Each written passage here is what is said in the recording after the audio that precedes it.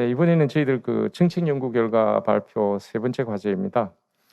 지금 현재로 삼유형 협의회 회장교이신 연성대학교 김진배 단장님을 모시고 전문대학 혁신지원 사업 삼유형 성과 분석에 대한 연구 결과를 들어보도록 하겠습니다. 뜨거운 박수로 한호성과 함께 김진배 단장님을 모시도록 하겠습니다.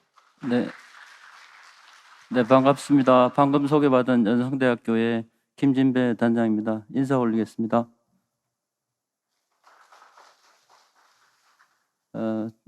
저희 대학을 비롯해서 46개 전국의 사업단이 이 삼유형 사업을 같이 운영하고 있습니다. 늘 당겨주고 밀어주고 함께 동행하고 있는데요.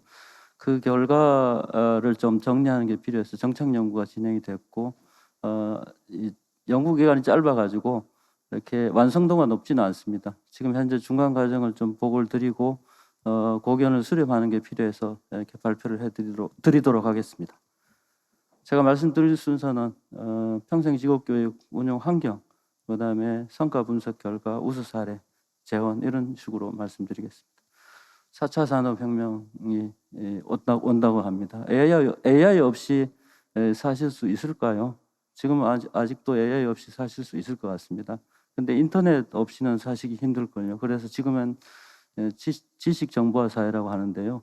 AI가 없이 살 수 있을 때가 되면 아마 지능 정보화 사회가 될 것 같습니다. 제너럴 퍼포스 테크놀로지가 될 때 지능 정보 사회가 될 것 같다고 얘기합니다. 전 산업 분야에 이 AI가 접목이 되고 있고요. 빠르게 확산이 되고 있는데요. 저는 이게 직업교육 수요가 창출되고 있다 이렇게 보고 있습니다. 저출산 기대 수명이 높아져서 인구 구조가 크게 변하고 있습니다. 제가 이 그림을 30년 뒤로 이렇게 갔을 때 깜짝 놀랐습니다. 완전히 역사다리 꼴이 되는데요. 이게 이 생산 가능 인구가 엄청 줄어서 아주 어려운 시기가 될 것 같습니다. 세계에서 유례를 찾아볼 수 없을 정도로 고령화 속도가 빠릅니다. 이렇게 보면은 이제 직업 교육 측면에서 보면 더 빨리 오랫동안 직업 생활을 하셔야 돼 가지고 여기에서도 교육 수요가 굉장히 풍부하다 이렇게 생각하고 있습니다.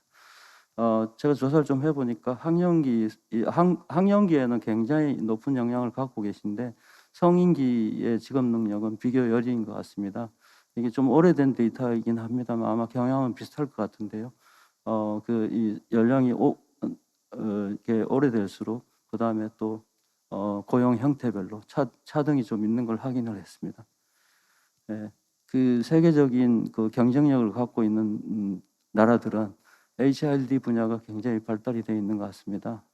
저 싱가포르나 미국 뭐 생각해 보시면 탑 클래스의 그 국가들인데 이 국가들이 인적 자원 경쟁력이 굉장히 높다는 겁니다.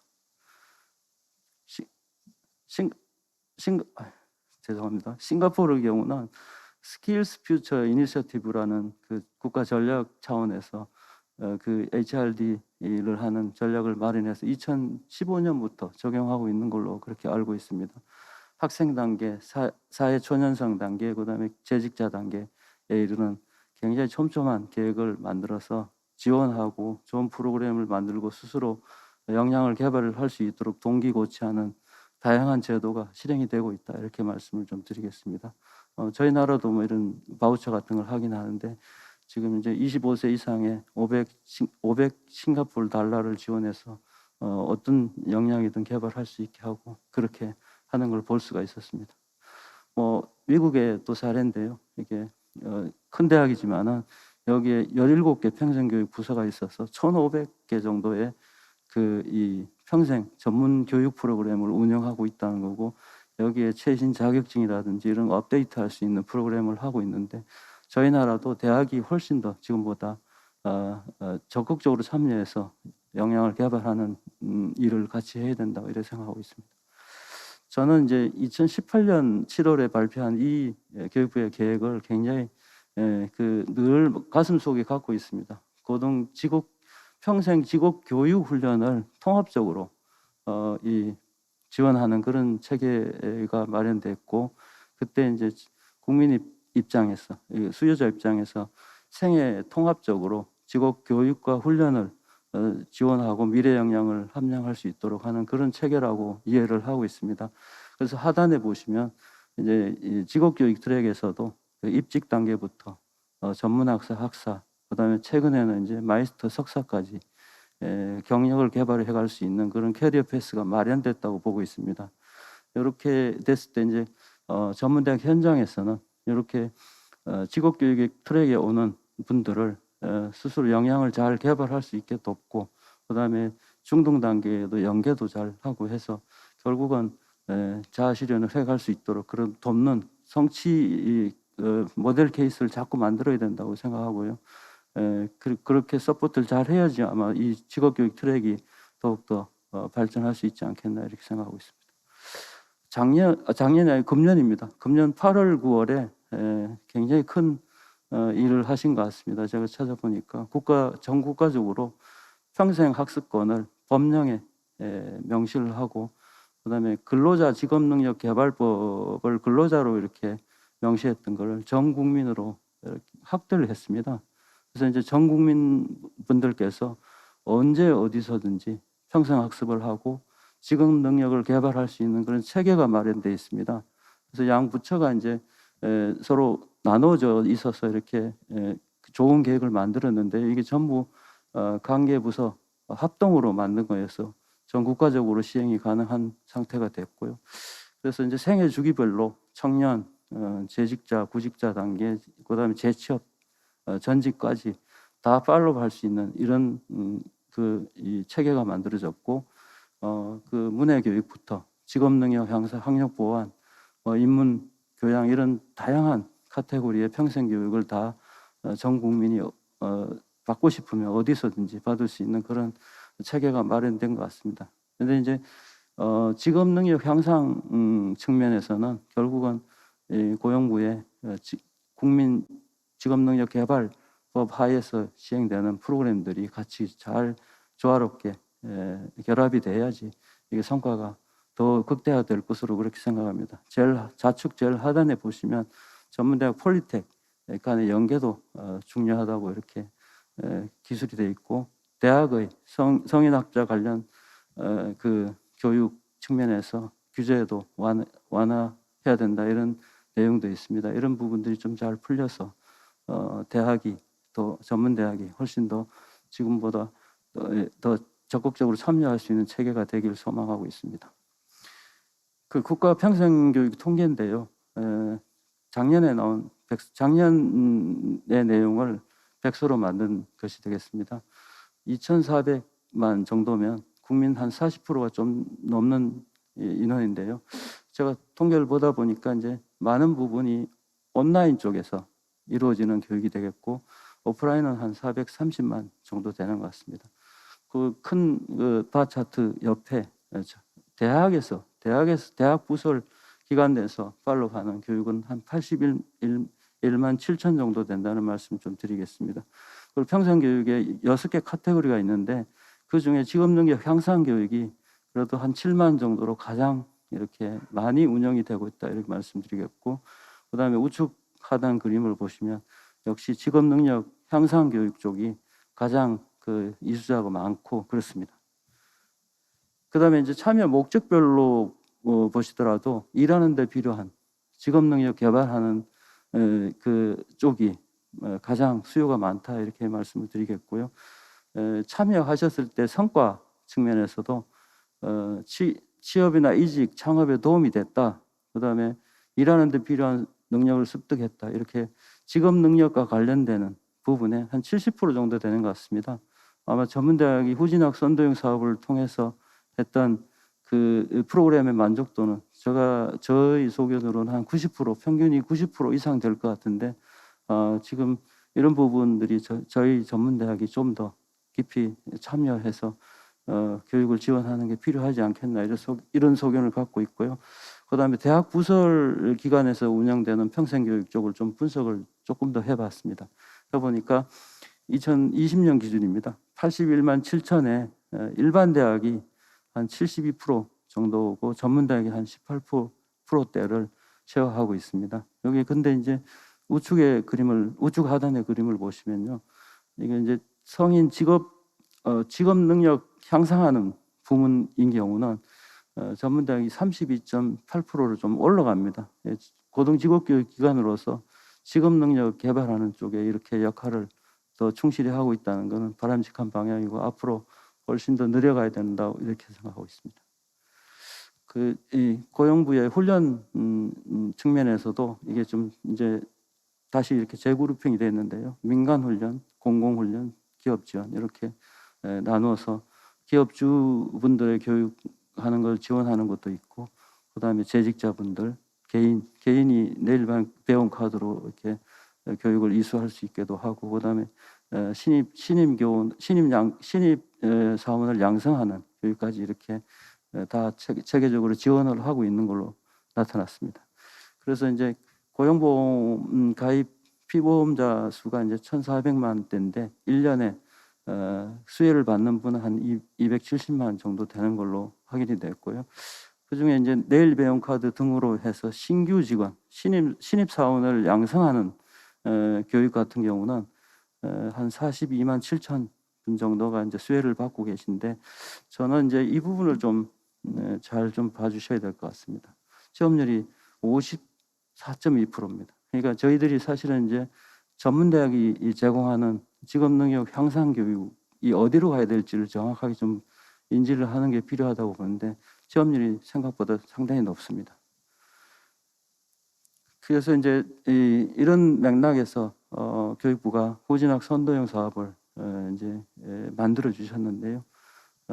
이런 변화무쌍한 미래 사회를 대응을 잘 할 수 있도록 학위뿐만이 아니고 비학위 과정에 신수에 대응하는 걸 주문을 하셨고, 그다음에 더 빨리 더 오랫동안 직업 생활을 해야 되는 거라고 생각하면 어떤 분이든지 누구든지 언제든지 직업 기술 교육을 희망하면 제공할 수 있는 환경을 만들고, 그게 전문대학이 중요한 역할을 했으면 하는 그런 주문이 담겨 있는 걸로 이해를 하고 있습니다.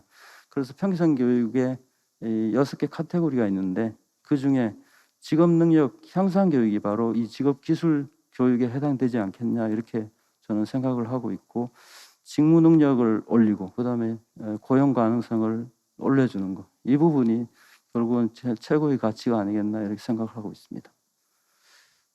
뭐 하도 보셔가지고 다 잘 이해하고 계실 텐데요. SCK 사업 할 때 사유형 평직대 모델이 바로 학위 비학위를 통합적으로 제공하는 그런 전문대학 모습을 그렸던 사업으로 이해를 하고 있습니다.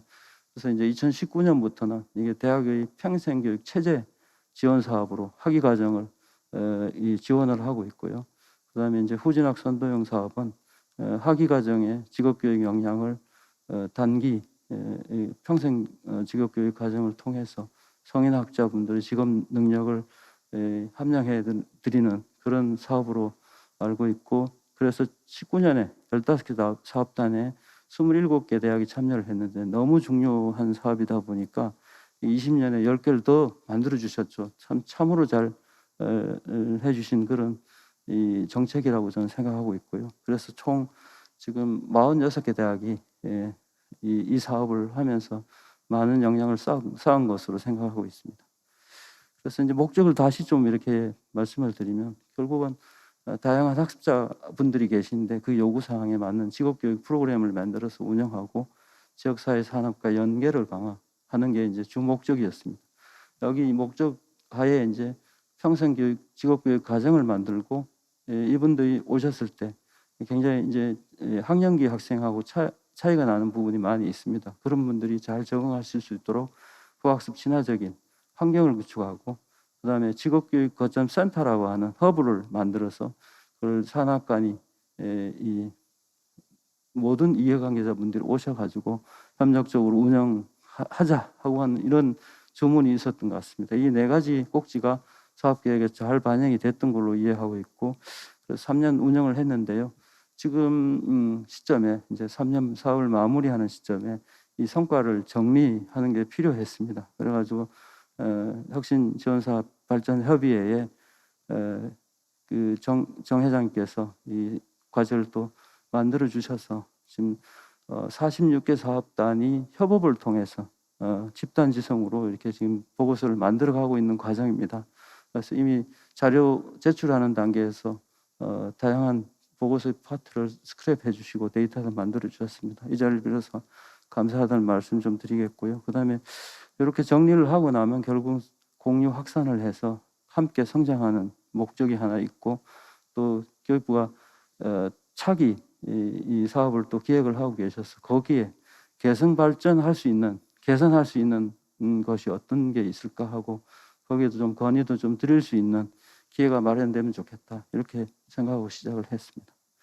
그래서 지금 현재 총 한 8개 페이스가 되는데, 그중에 세 번째 단계 일을 하고 있습니다. 아까도 말씀드렸지만 아주 짧다 보니까 완성도가 높지는 않습니다만, 지금 현재 단계에 중간 보고를 드리고 고견을 좀 수렴해서 그 최종 보고서에는 완성도 높은 그런 결과를 공유해 드리도록 하겠습니다.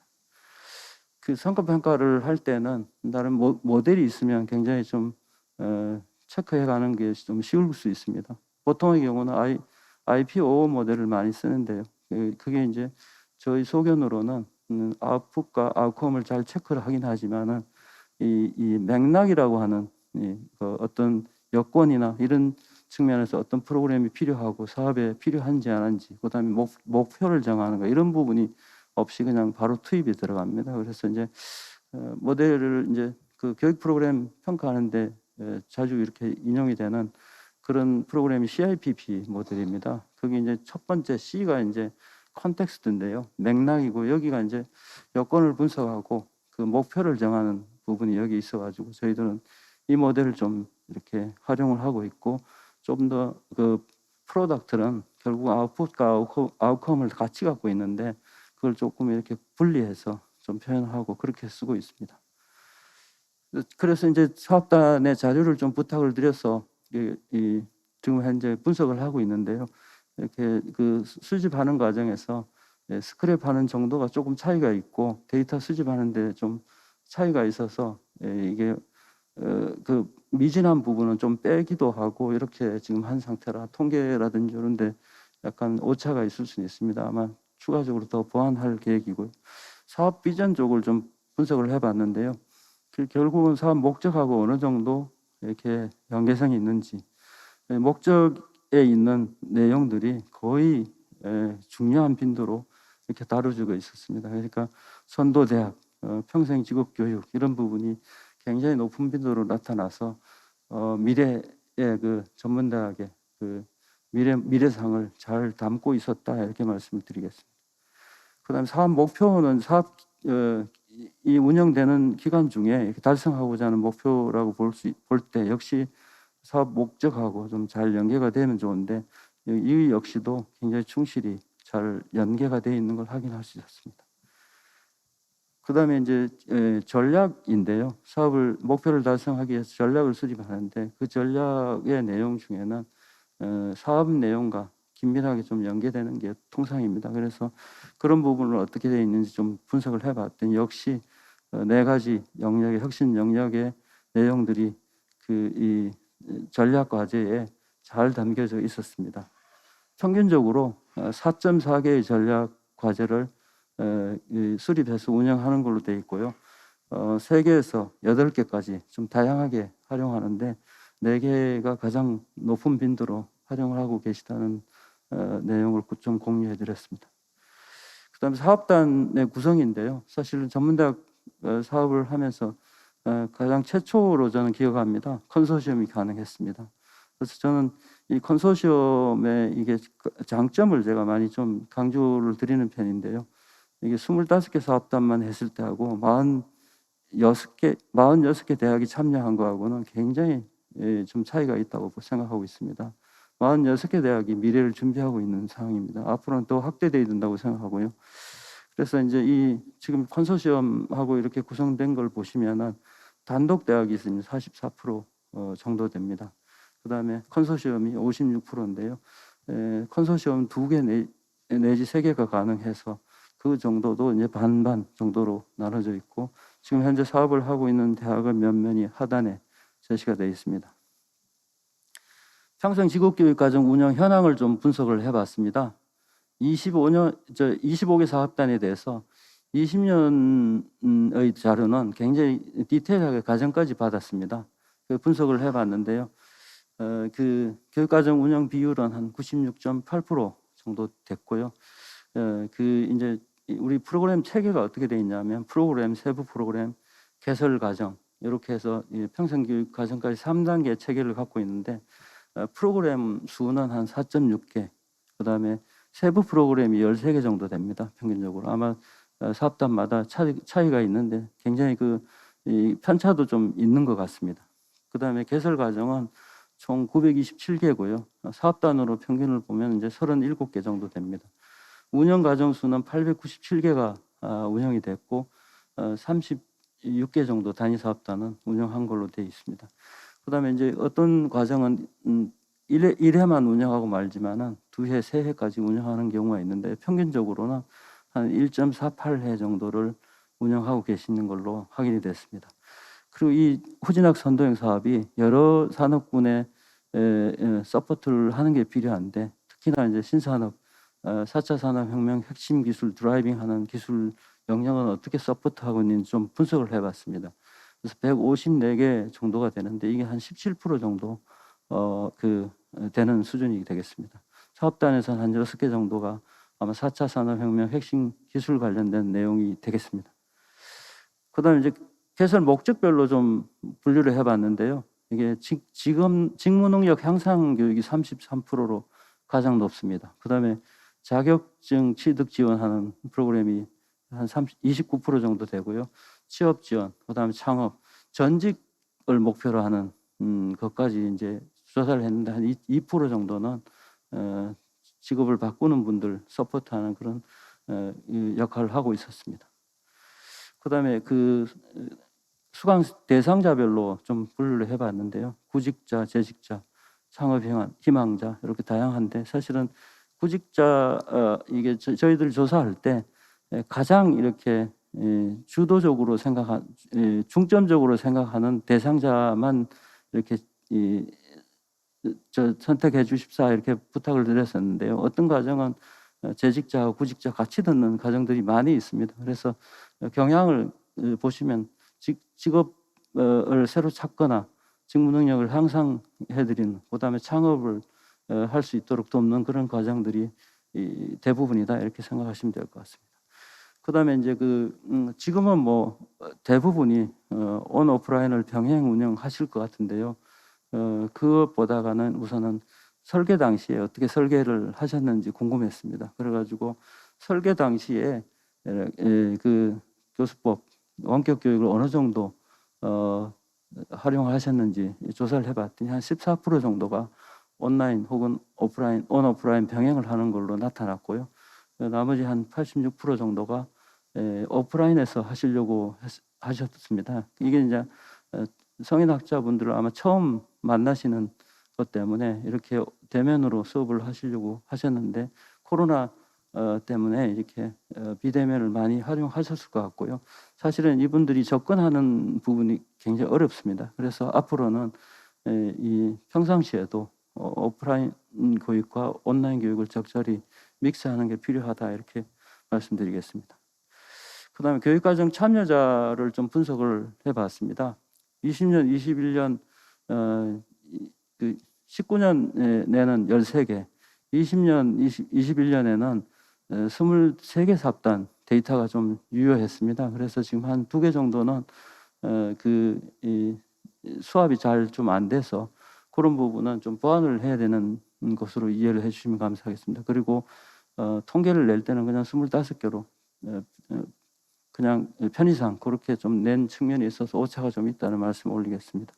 그래서 교육 참여자 수 측면에서는 한 9,500분 정도가 1차 년도에 해서 8,755분이 이수를 하셨고 92%, 3년간 한 90% 정도의 이수율을 나타내고 있습니다.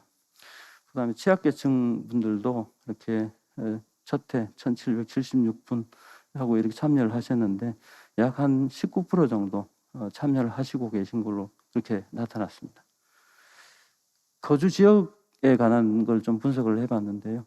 첫 해에 15 참여자 기준으로 15%대였는데 지금 현재 25%입니다. 아마 지금 비대면 교육이 활성화되다 보니까 전국 어디서든지 접근할 수 있는 상황이 돼서 이 부분도 나름 의미 있는 사인이다 이렇게 보고 있습니다.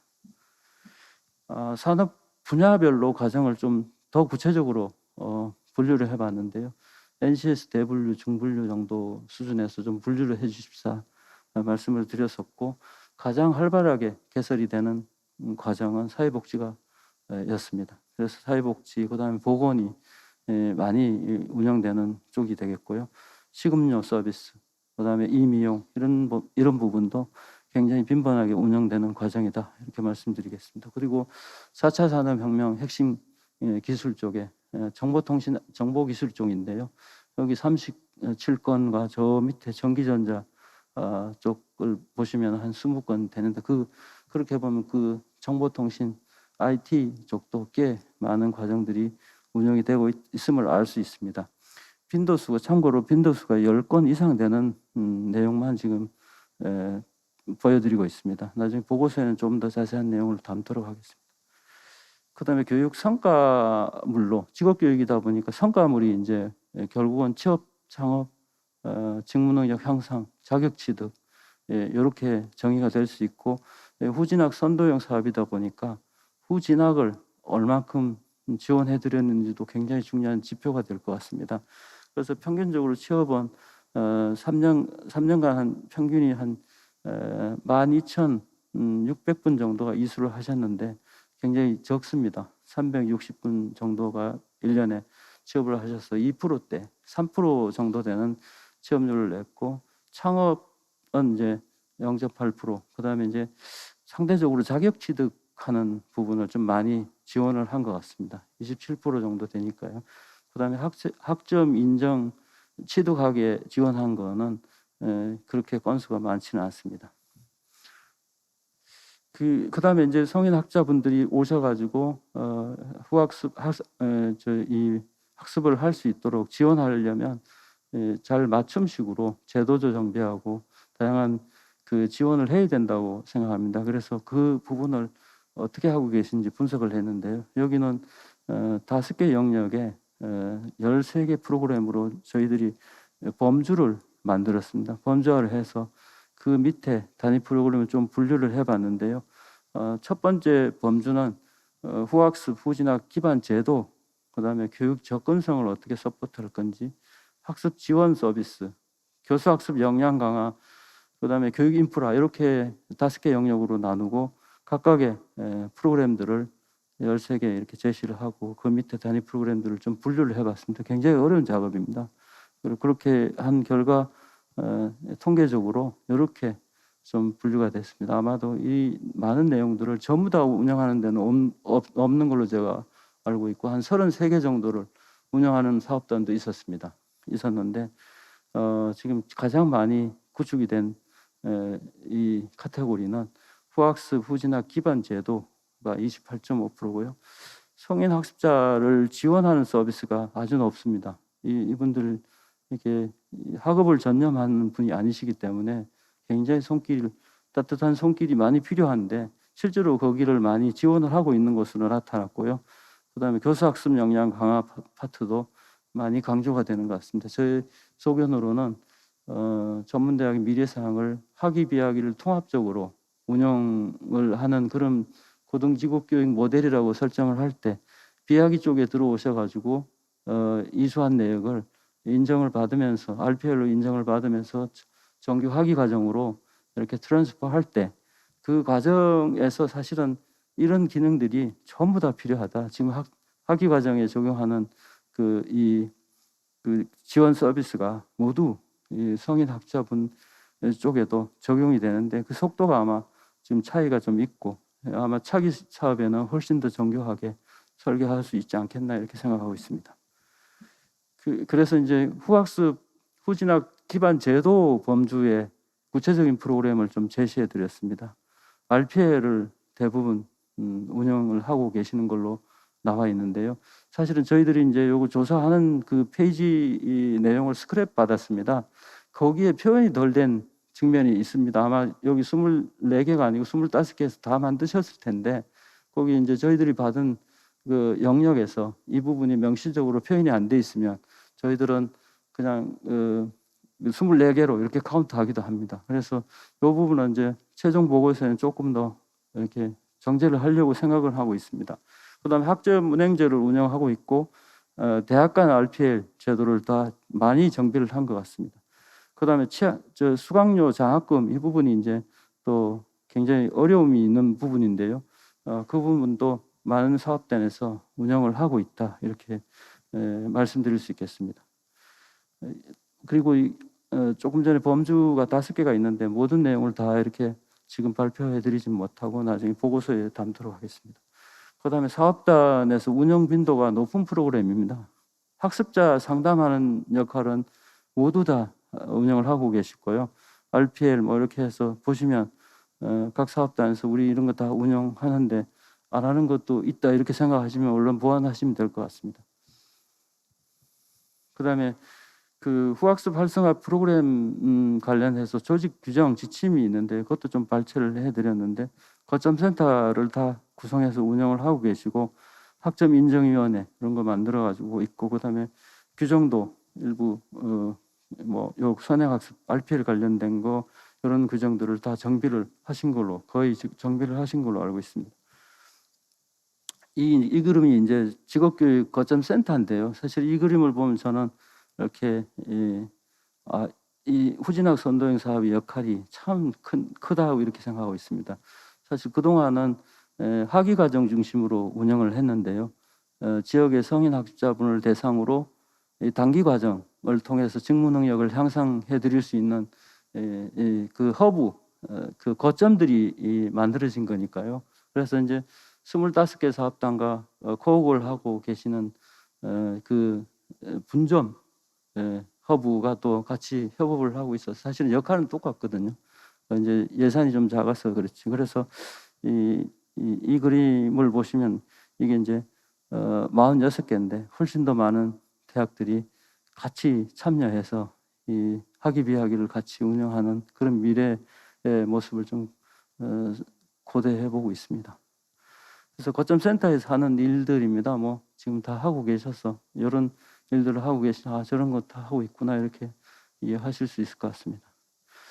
거버넌스가 또 매우 중요한데요. 모든 직업교육 관련된 이해관계자분이 다 오셔서 이렇게 운영하는 게 필요한데 이 거버넌스 쪽에도 자료를 이렇게 보니까 그 정확하게 명시적으로 잘 기술이 안 된 면이 있었습니다. 그래가지고 지금 16개 사업단에서 무언가가 1084개 기관이 이제 참여하고 있는 것 같고 그래서 한 67.8이니까 8개 기관이 협업을 하고 있다 이렇게 말씀드리겠고요.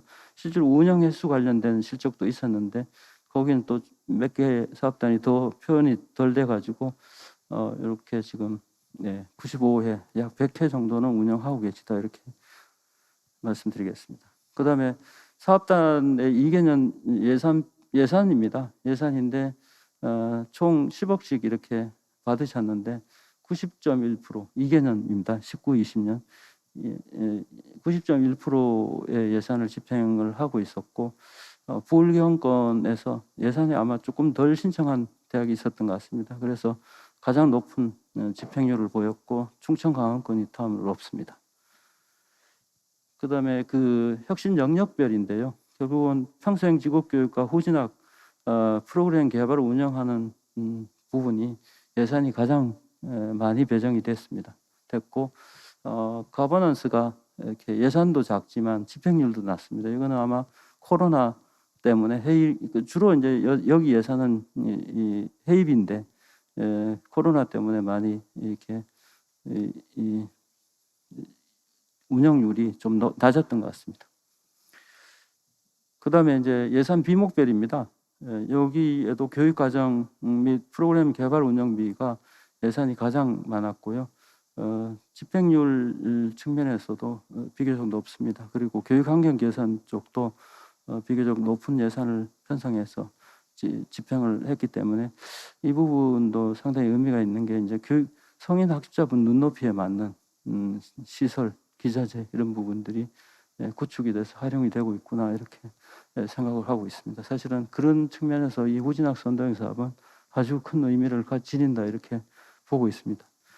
그다음에 컨소시엄하고 단독대학 예산인데요. 그 평균은 6억 4,400 정도입니다. 근데 이제 그 이 단독대학의 경우는 10억이 좀 넘는 금액입니다만은 컨소시엄 주관대학하고 협력대학을 볼 때 협력대학은 예산이 굉장히 좀 적습니다. 2억 2,500인데 집행률이 이렇게 높은 걸로 보면 여기에 아마도 조금 더 예산이 미래에 좀 더 집행이 된다고 하면 훨씬 더 많은 성과를 낼 수 있지 않겠나 그렇게 보고 있습니다.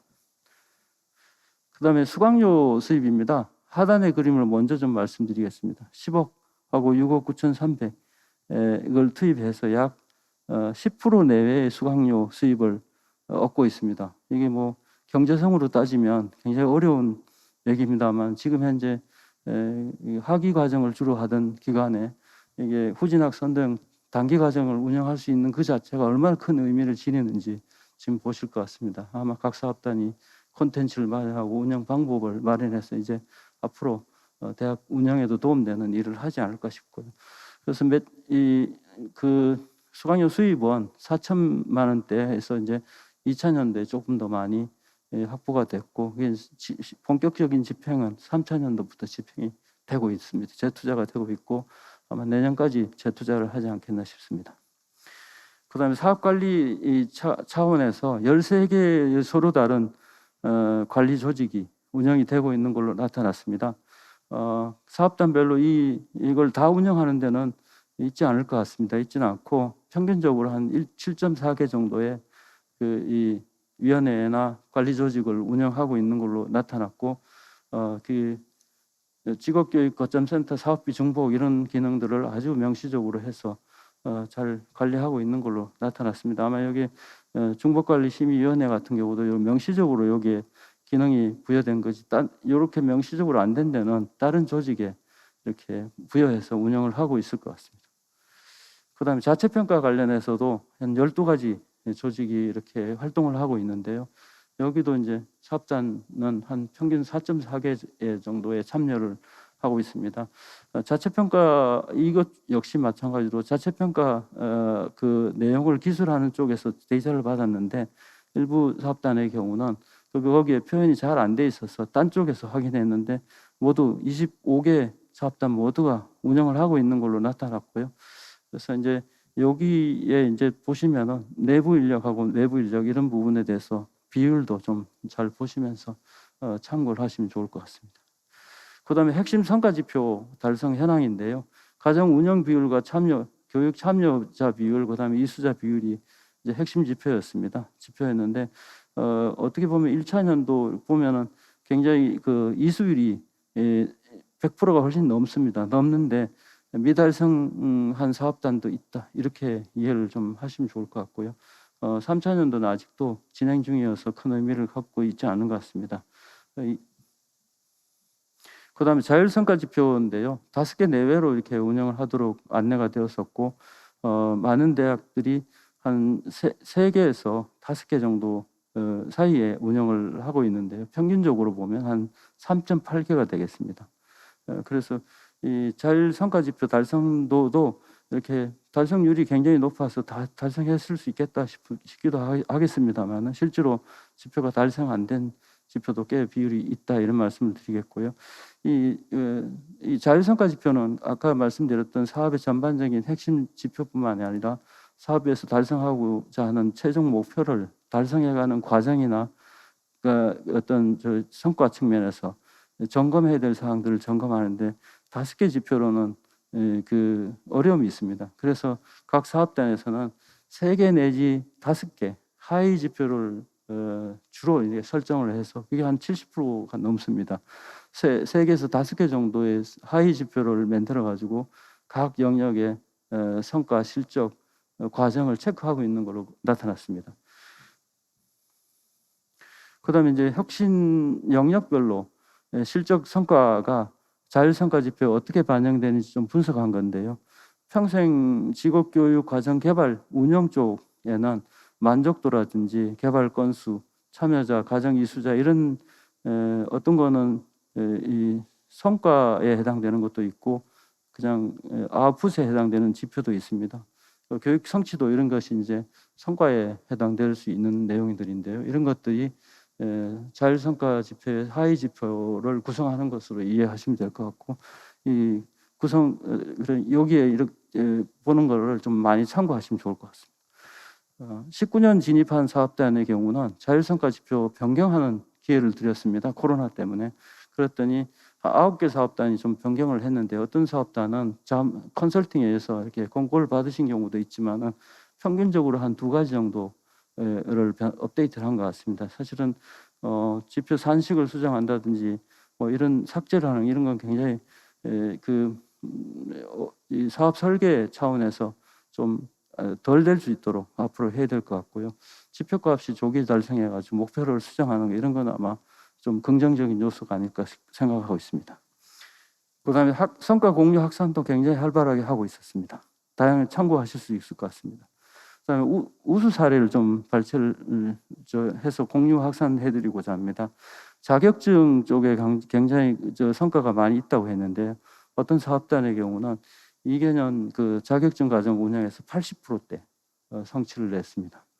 그다음에 개인 측면에서 뭐 A 과정을 이수한 후에 5개의 그 분야의 모든 자격증을 다 따고 앞으로 기술사만 남았다 이렇게 하는 분도 계십니다. 굉장히 우수 사례라고 보여지고요. 그다음에 시창업 쪽 관련해 가지고 최고 높은 사업단은 32%대 그 취업률을 지원하고 있기도 합니다. 그다음에 창업 쪽인데 오픈마켓 쪽에 20분이 참여해서 20년에 14분을 창업을 할 수 있도록 도왔기 때문에 굉장히 우수 사례라고 보여집니다. 자세히 좀 보시고 나중에 활용하시면 좋을 것 같고요. 전직 지원한 사례입니다.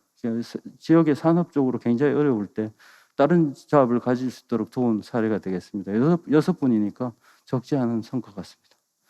그다음에 이제 이게 후진학 연계인데요. 굉장히 우수한 사례입니다.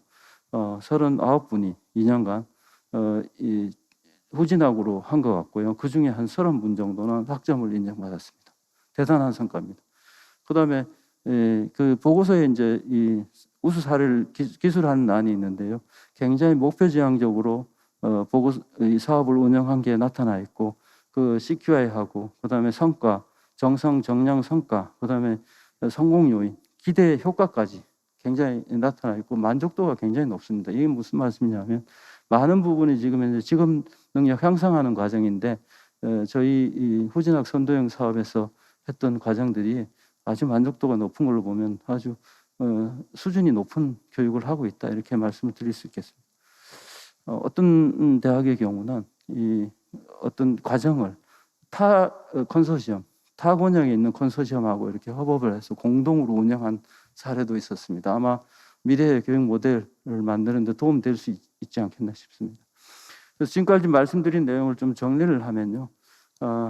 그 전국에 46개 기지를 만들고 평균적으로 한 70개 기관이 참여를 해서 거버넌스가 만들어졌습니다. 그래서 각 영역별로 운영 과정수, 이수자, 자격 취득, 취창업, 학점 인정까지 이렇게 지원을 해서 어느 정도 이제 정착을 해가는 것 같습니다.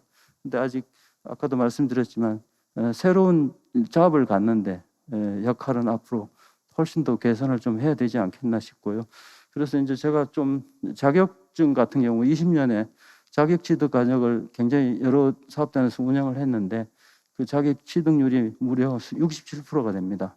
그러니까 지금 굉장히 높은 데는 90%대가 되고 평균적으로는 3년 평균적으로는 뭐 20%대지만 이제 그 20년도에 그 나왔던 자격 취득 과정을 분석을 해보니까 굉장히 높은 수준의 자격 취득을 지원하고 있었습니다. 자, 이제 좀 정리를 하도록 하겠습니다. 미래 뭐 실제로 AI가 이제 현실화되고 있는 것 같습니다. 그 이 기대 수명이 높아지고 저출산 때문에 되게 어려움이 있다고 이제 말씀들로 하십니다. 그래서 다양한 연령층의 확보해서 평생교육 개념으로 대학이 좀 변모해야 된다고 얘기를 하고 있고요. 강화되거나 예상되는 정책으로는 이제 결국은 평생학습 정책이 근간이 되지 않을까 이렇게 지금 말씀들 하고 보고서에들 나오고 있습니다. 업스킬링, 리스킬링 교육 수가 증가하고 있고 이모작, 삼모작, 전직 교육, 서포트 할 수 있는 기회가 많이 생길 것 같습니다. 그리고 조기 입직 정책 이런 부분은 아마도 유지 내지는 확대돼야 되지 않겠나 생각하고요. 외국인 분들이 훨씬 더 일을 많이 하실 것 같습니다. 이런 쪽이 거의 지국교육 수요다 이렇게 보셔야 되지 않겠나 싶습니다.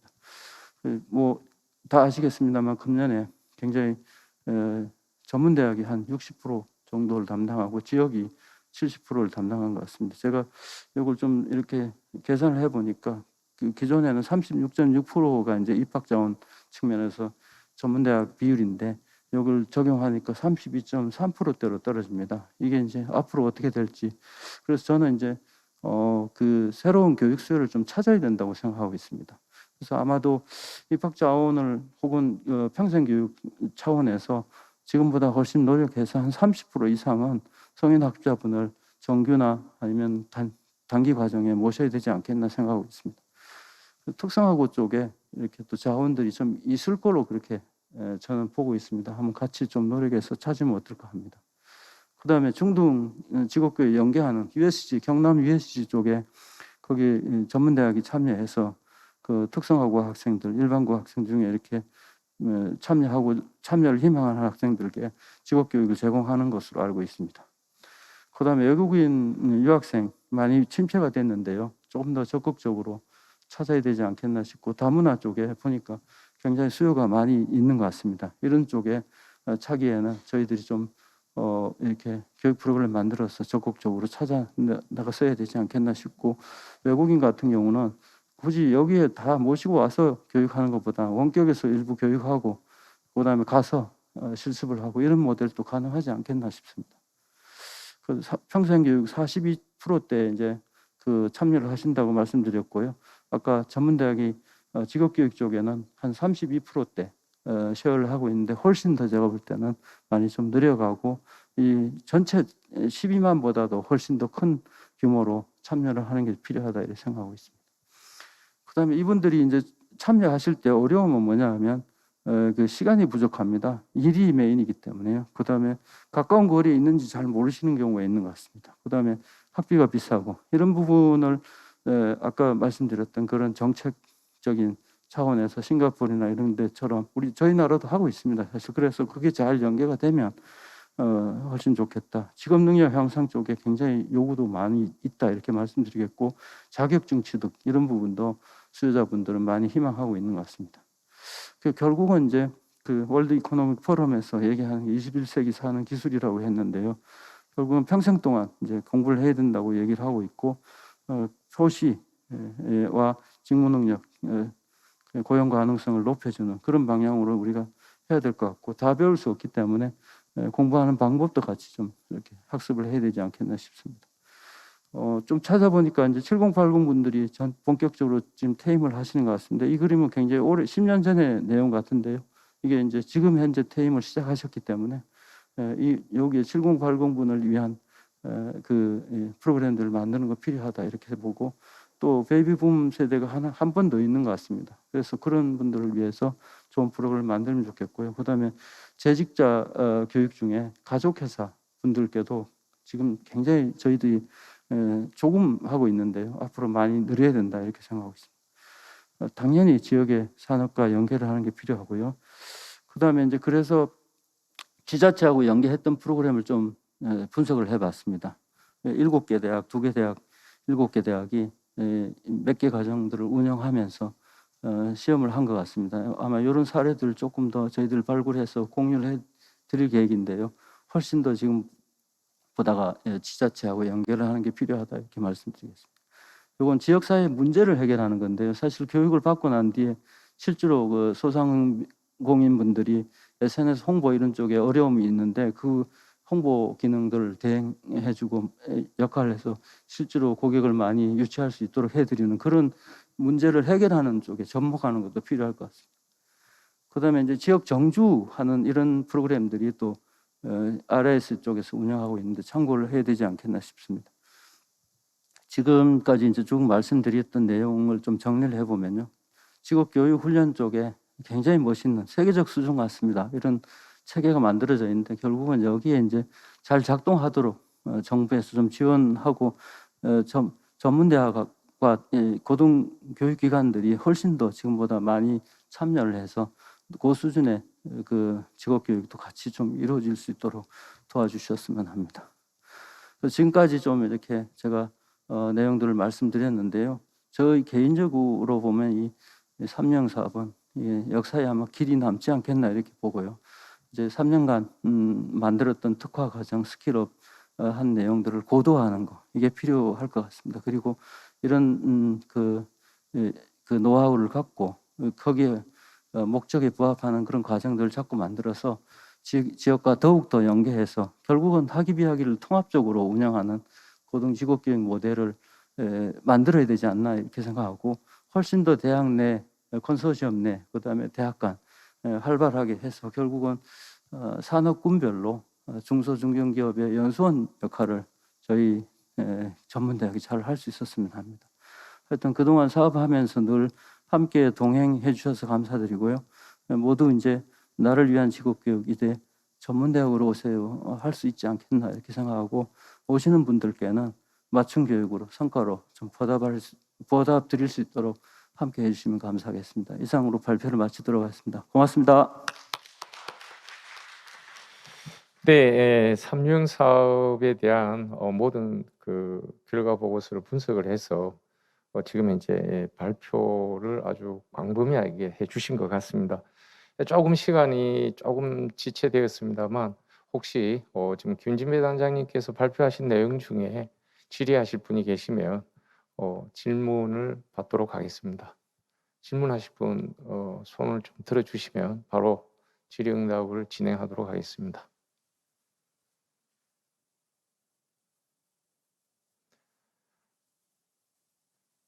자, 그러면 지금 단장님 그냥 내려가시기 좀 수수하실 것 같아가지고 제가 하나만 좀 여쭤볼 것 같으면 결국에는 이런 성과 분석을 통해 가지고 나타난 결과를 기대를 한다 할 것 같으면 전문대학이 평생직업 교육의 거점 센터로서의 역할이 충분히 가능할 것 같은가요? 네, 그동안은 학위과정 중심의 직업교육을 했습니다. 굉장히 오랫동안 노하우를 갖고 있고 역량을 갖고 있었는데 이런 그 역량을 단기 과정을 통해서 이제 처음으로 해본 겁니다. 그러니까 사실은 처음에 시행착오도 있었습니다만 지금 현재 상황에서는 어떻게 수요 조사를 교육 과정을 만들고 운영을 하면 성과도 낼 수 있는지를 다 알게 됐습니다. 그래서 일정 부분 제가 아까도 말씀드렸습니다만 역할을 지금 하고 있고 성과도 내고 있는데 다만 이제 새로운 일자리를 지원해드리는 찾는데 지원해드리는 그런 부분이 아직도 조금 미진한 부분이 있는데 아마도 목표 자체를 그렇게 섬세하게 하지 못했던 부분도 있고 그리고 이제 정규 과정에 많은 부분의 교육에 집중을 하고 있다 보니까 여기 손이 덜 온 측면도 있습니다. 앞으로는 근데 이제 고등 직업교육 기관으로서 학위 비학위가 그게 분리가 되는 게 아니고 똑같은 겁니다. 제가 볼 땐 똑같은 교육 수요이기 때문에 같은 수준의 노력을 해서 아마 학위 비학위를 통합적으로 운영할 수 있어야 되고 그다음에 이제 단기 과정에 오시는 분들께서 잘 정착을 하시다가 후진학으로 연결될 수 있도록 해서 언제든지 필요한 자격 교육부터 학위까지 할 수 있는 그런 미래 모습을 그리는 게 필요하고 그 준비를 지금 착실히 했다. 다음 단계에서는 아마 고도화하는 단계를 거치게 되면 훨씬 더 큰 역할을 할 수 있는 허브가 되지 않겠나 이렇게 생각하고 있습니다. 네, 감사합니다. 지금 김진배 단장님 말씀하신 대로 전문대학의 미래는 암울한 게 아니고 새로운 어떤 방향을 설정해 주신 것 같습니다. 다시 한번 뜨거운 발표를 해주신 우리 김진배 당장님한테 뜨거운 박수를 부탁드리겠습니다. 감사합니다. 네, 고맙습니다.